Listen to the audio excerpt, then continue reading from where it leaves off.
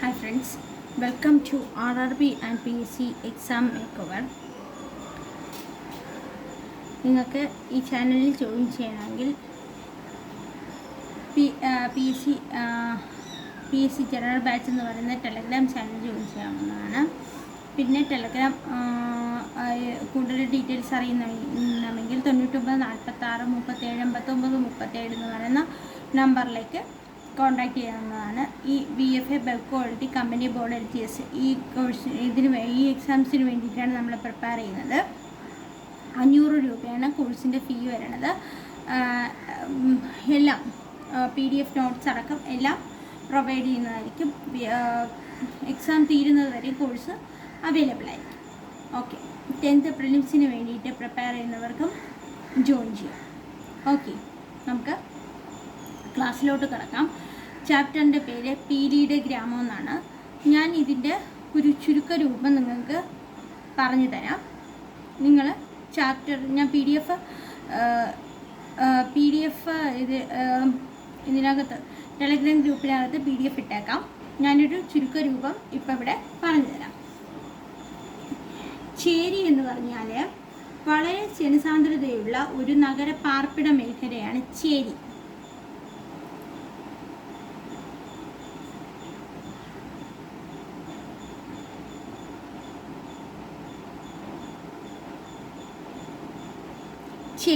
ചേരി എന്ന് പറഞ്ഞാൽ ഒരു വളരെ ജനസാന്ദ്രതയുള്ള നഗര പാർപ്പിട മേഖലയാണ് ചേരി എന്ന് പറയുന്നത്. അപ്പോൾ ഇതിനകത്ത് ചേരിയുടെ പരിമിതികൾ എന്തൊക്കെയാണെന്ന് ചോദിച്ചു കഴിഞ്ഞാൽ അടിസ്ഥാന സൗകര്യങ്ങളുടെ കുറവ്, ശുചിത്വം, ശുദ്ധജല വിതരണം തുടങ്ങിയവ, മറ്റ് അടിസ്ഥാന സേവനങ്ങളുടെ അപര്യാപ്തത, സാമൂഹികവും സാമ്പത്തികവുമായ പിന്നാക്കാവസ്ഥ, സുരക്ഷിതത്വമില്ലാത്ത പാർപ്പിടങ്ങൾ എന്നിവയാണ് ചേരിയുടെ പ്രത്യേകതകൾ എന്ന് പറയുന്നത്. എന്തൊക്കെയാണ്? ചേരി എന്ന് പറഞ്ഞാൽ ജനസാന്ദ്രത ഏറിയ ചേരി.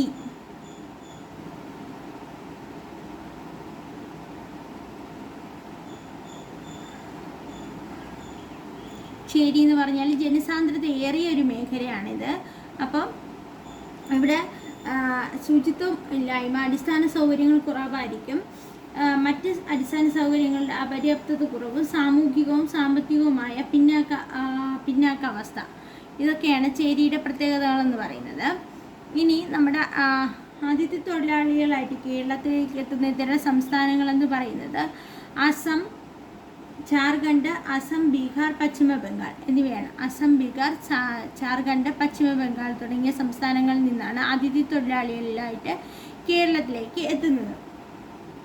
ഇനി വിപണി എന്ന് പറഞ്ഞാൽ ചരക്കുകൾ, സാധനങ്ങൾ, സേവനങ്ങൾ എന്നിവ വാങ്ങുന്നതിനും വിൽക്കുന്നതിനുമായി ആളുകൾ പതിവായി ഒത്തുചേരുന്ന ഇടമാണ് വിപണി എന്ന് പറയുന്നത്. അപ്പം വിപണി എന്ന് പറഞ്ഞാൽ ചരക്കുകൾ, സാധനങ്ങൾ, സേവനങ്ങളൊക്കെ വിൽക്കുന്നതിനും വാങ്ങുന്നതുമായ ആളുകൾ പതിവായി ഒത്തുചേരുന്ന ഒരു സ്ഥലമാണ് വിപണി എന്ന് പറയുന്നത്. സവിശേഷ സാംസ്കാരികതയിൽ നിർമ്മിക്കപ്പെട്ട സാമൂഹിക സ്ഥാപനങ്ങളായാണ് വിപണിയെ നമ്മുടെ സാമൂഹ്യ ശാസ്ത്രജ്ഞന്മാർ കണക്കാക്കുന്നത്. സവിശേഷ സാംസ്കാരികതയിൽ നിർമ്മിക്കപ്പെട്ട സാമൂഹിക സ്ഥാപനങ്ങളായാണ് നമ്മുടെ വിപണിയെ സാമൂഹ്യ ശാസ്ത്രജ്ഞന്മാരെ കണക്കാക്കുന്നത്.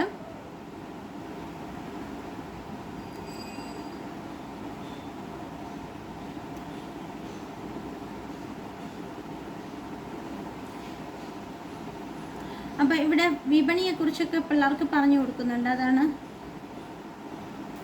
നിങ്ങൾക്ക് ഇപ്പം ചാപ്റ്റർ വായിച്ചു കഴിഞ്ഞാൽ എളുപ്പം കഴിയുന്ന ചാപ്റ്റർ എളുപ്പം മനസ്സിലാക്കും. കുഞ്ഞു ക്ലാസ്സിൽ പിള്ളേരുടെ അതിൻ്റെ എളുപ്പം മനസ്സിലാക്കാൻ സാധിക്കും.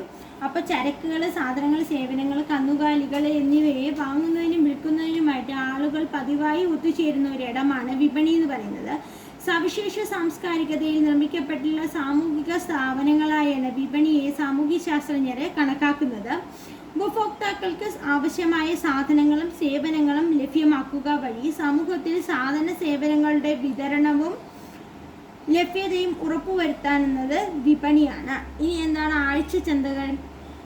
തങ്ങളുടെ കാർഷിക ഉൽപ്പന്നങ്ങൾ വിൽക്കാനും സ്വന്തം ഗ്രാമങ്ങളിൽ ലഭിക്കാത്ത ഉൽപ്പന്നങ്ങൾ വാങ്ങാനുമെത്തുന്ന അടുത്തടുത്ത ഗ്രാമങ്ങളിലെ ആളുകൾ ആഴ്ചച്ചന്തകൾ ഒന്നിച്ചു ചേർക്കുന്നു. ആഴ്ചയിൽ 1-2 ദിവസങ്ങളിൽ ആഴ്ചച്ചന്തകൾ ഉണ്ടാകുന്നു.